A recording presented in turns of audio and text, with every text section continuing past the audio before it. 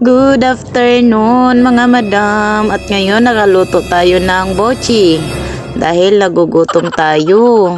At saka kapag pupunta ako sa Jollibee, dumaan ako doon sa Chowking.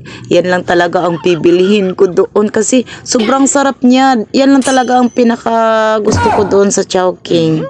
Kaya nagluluto tayo ng ganyan. Ngayon, nagmasa tayo ng glutinous at breadcrumbs ang ginamit ko. Dahil naubusan tayo ng linga, pagkatapos niro-roll ko siya, nilalagyan ng palaman na cheese sa gitna. At saka ang ginamit ko palang tubig dyan ay yung maligamgam para hindi siya didikit doon sa ating kamay pag iro-roll na siya.